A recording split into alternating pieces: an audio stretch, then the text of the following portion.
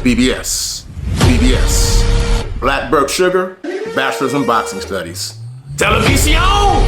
Fred Sanford of the Fistic Arts. When all is said and done, there's nothing left to say or do.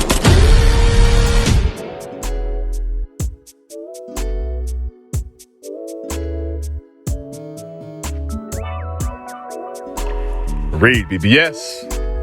BBS. Break it down!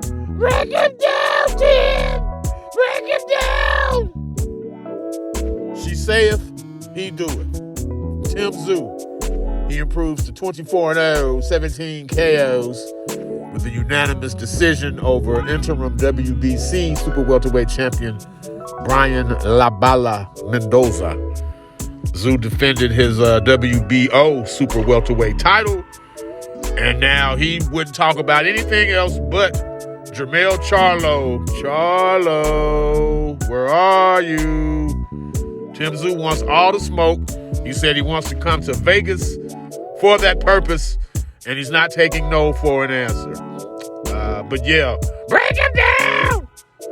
I've learned that was, I believe, his sister who was in the crowd yelling that incessantly to the dismay of everyone, Tszyu fans, Brian Mendoza fans, and everyone in between. But yeah, Tszyu, man, real good performance, steady performance. He's born to fight.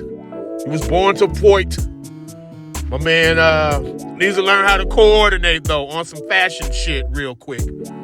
I mean, I love the ring robe, the gloves, the trunks. They so on TV they look to be baby blue, that real light blue color. But then you look at the photos, the fight photos, they were more of a blue-green. Either way, I love the matching set.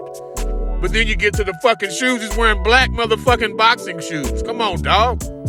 First of all, and I said this in the live stream, for whatever reason, white boxing shoes just make you look and appear to be faster than you really are. They just do. Number two, you never wear black shoes and white socks together. It gives off the old man at the park vibe, which you don't want to do in any athletic setting. Should have worn black socks if you're going to wear black shoes, but he should have wore the matching blue of his ring jacket, of his trunks, and of his gloves. That would have set it all the way off. All the way off. But I digress. About the fight itself, Tszyu started a bit slow. He was downloading information, as they like to say, off of his front foot, though, doing some recognizance. There was a slight early lead for Mendoza. Tszyu, he was deliberate, dare I say basic, repetitive, but to me in a good way, There was a third round ramp up consisting of body work from Tszyu. He was landing heavy, damaging shots. Not a lot of ooh-wee shots early, but yet by as early as round 4, there was visible swelling and markings along Mendoza's right eye. Like, he was feeling the effects, and the damage was showing. Tszyu was muscling Mendoza with his lead hand, kind of like on some prime George Foreman shit. Mendoza would duck down, he would forearm him and keep him there. Like, his forearm strength would keep him there.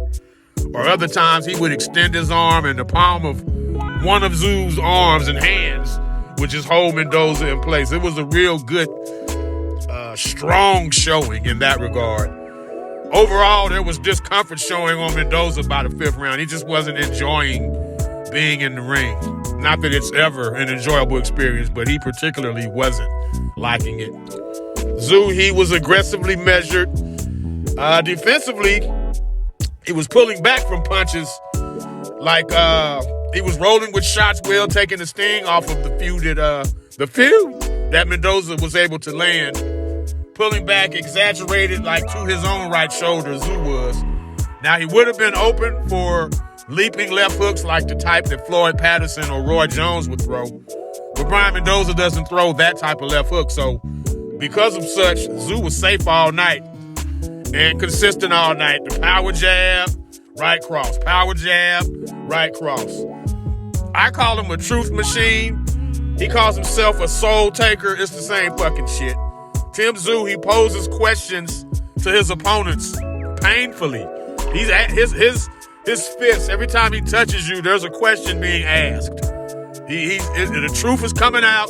He's taking your soul bit by bit. There was a 7th round ramp up. There was desperate times for Mendoza by the 9th, and Tszyu just persisted, man. Pressure, power jab, right hand, body attack.